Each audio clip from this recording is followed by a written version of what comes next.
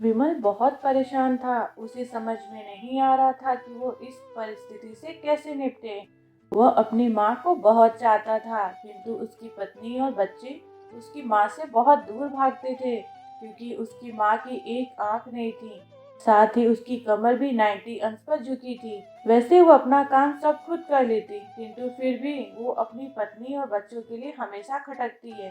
दादी, आप ऊपर के कमरे में जाओ, मेरे दोस्त आ रहे हैं, विमल की बेटी अखिल ने बड़े बेरुखी से कहा। पर बेटा, मैं तो यहाँ बहुत दूर बैठी हूँ, विमल की माँ ने बहुत प्यार से कहा। नहीं, आप उनके सामने मत रहो, वो मुझे चिढ़ाते हैं, अखिल ने जोर से डांटते हुए कहा। क्या हुआ अखिल, क्यों चिल्ला रहे हो? विमल की पत्नी कामनी ने किचन से ही आवाज लगाई। देखो न माँ, ये दादी यहीं ड्राइंग रूम में बैठी हैं और मेरे दोस्त आ रहे हैं, अखिल ने शिकायत भरे लहजे में कहा। माँ जी, आप ऊपर चली जाओ, कामनी ने बेटे का पक्ष लेते हुए कहा। बेचारी सरस्वती चुपचाप उठकर जीने के सहारे ऊपर जाने लगी। कमर झुकी होने के कारण उन्हें ऊपर जाने में बहुत परेशानी हो रही थी, किंतु वो पूरी ताकत से ऊपर के एक अकेले कोने वाले कमरे में जाकर बैठ गई। विमल बाजू के कमरे से सब सुन रहा था। उसे कष्ट हो रहा था कि उसकी माँ को अपमानित होना पड़ रहा है, किंतु वो असहाय था। अगर वो कुछ कहता तो पत्नी और बच्चे उसका विरोध करने लगते। दूसरे उनके तर्क भी सही लगते हैं, क्योंकि वो एक प्रशासनिक अधिकारी था। उसका सामाजिक स्तर बहुत ऊंचा था। उसकी ससुराल भी एक उच्च घराने में थी, अतः वह चुपचाप इस तरह हर दिन अपनी माँ को अपमानित होते देखता रहता था। रात को विमल की पत्नी ने कहा, देखो जी, अब कुछ करो। कल कलेक्टर साहब की पत्नी आई थी। माँ जी अपनी देसी धुन धारा में उनसे मिली। मुझे बहुत शर्म आ रही थी, बताते हुए कि ये मेरी सास है। मैंने कह दिया कि दूर की रिश्तेदार हैं, इलाज कराने आई हैं। विमल को रोना आ गया, किंतु फिर भी वह चुप रहा। उसे समझ में नहीं आ रहा था कि वो क्या करे। अपने बेटे की मन स्थिति को सरस्वती अच्छे से जानती थी और बेटे को कोई कष्ट न हो, इसलिए वह हर बात को चुपचाप सह लेती थी। विमल बहुत उदास रहने लगा था। एक तरफ परिवार और सामाजिक स्तर पर जीने की प्रतिबद्धता भी थी और दूसरी ओर माँ। आखिर माँ से अपने बेटे की हालत नहीं देखी गई। एक दिन उसने अपने बेटे से कहा, विमल, बहुत दिन हो गए, मैं अपने गांव जाना चाहती हूँ, मुझे वहाँ पहुँचा दो। मेरा यहाँ मन नहीं लग रहा है। किंतु माँ, वहाँ तो कोई नहीं है, तुम्हारी देखभाल कौन करेगा? विमल ने आश्चर्य से पूछा। अरे, सब गांव वाले तो हैं, और वो तुम्हारे मामा जी तो उसी गांव में रहते हैं, और फिर हम सारी व्यवस्थाएं कर आएंगे ना। कामनी को तो जैसे मन की मुराद मिल गई हो। हाँ बेटा, बहू सही कह रही है, सरस्वती ने लंबी सांस लेते हुए कहा। विमल जानता था कि गांव में माँ की देखभाल करने वाला कोई नहीं है, लेकिन अपनी पत्नी की जिद के कारण वह अपनी माँ को गांव छोड़ने पर विवश हो गया। माँ को गांव छोड़कर आते वक्त उसे रोना आ रहा था तथा अपनी बेबसी पर गुस्सा भी आ रहा था, किंतु परिवार, पत्नी और समाज ने उसके इन मनोभावों को दबा दिया और वो सुकून सा महसूस करने लगा। कुछ दिनों के बाद उसके चाचा, जो अमेरिका में रहते थे, आने वाले थे। जब विमल बहुत छोटा था, उसके पिता जीवित थे, तब वो भारत आए थे और उसके बाद वो अब भारत आने वाले थे। पूरा परिवार और आस पड़ोस बहुत उत्साहित था। अमेरिका से विमल के डॉक्टर चाचा आ रहे हैं।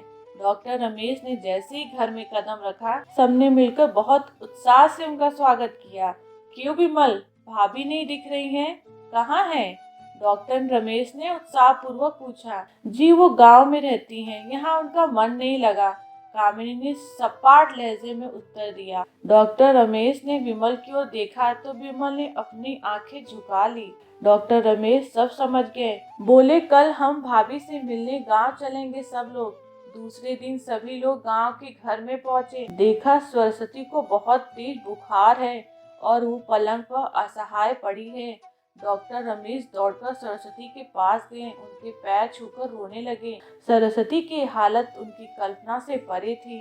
वाह बेटा विमल, तूने तो नाम उजागर कर दिया। अपनी माँ की हालत देखकर तुझे तो शर्म भी नहीं आ रही होगी। डॉक्टर रमेश ने विमल को लगभग डांटते हुए कहा। नहीं देवर जी, विमल का कोई दोष नहीं है, मैं खुद गांव आई थी। सरस्वती ने अपने बेटे का बचाव किया। मुझे सब पता चल गया है भाभी, आप चुप रहो। क्यों बहू, तुम्हें अपनी सास की कुरूपता पसंद नहीं है? समाज में तुम्हें नीचा देखना पड़ता है ना? डॉक्टर रमेश ने कामिनी की ओर व्यंग से देखा। कामिनी निरुत्तर होकर विमल को देखने लगी। आज तुम जिस सामाजिक स्तर पर हो वो इन्हीं के संघर्षों की देन है।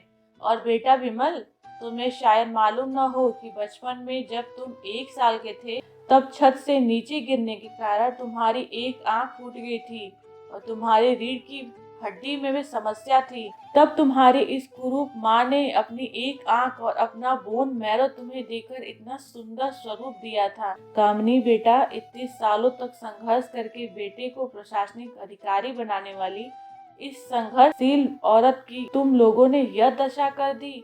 तुम्हें ईश्वर कभी माफ नहीं करेगा। डॉक्टर रमेश की आंखों से अश्रु जलधारा बह रही थी। अब भाभी, आप मेरे साथ अमेरिका जाएंगी, यहाँ इन स्वार्थी लोगों के बीच नहीं रहेंगी।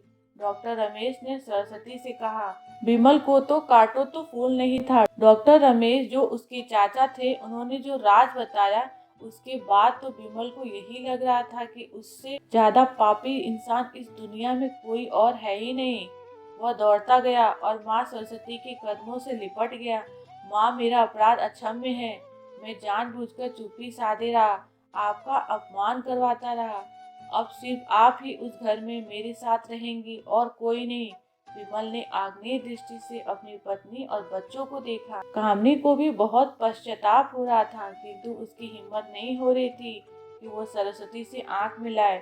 सरस्वती ने कामिनी की मन स्थिति को समझकर उसको पुचकारते हुए अपने पास बुलाया और विमल को डांटते हुए कहा, खबरदार, जो मेरी बहू को मुझसे अलग करने की कोशिश की तो तुझे ही घर से बाहर निकाल दूंगी। कामिनी और बच्चों ने सरस्वती के पैर पड़ते हुए अपने व्यवहार पर माफी मांगी और माँ के हृदय ने सबको माफ कर दिया।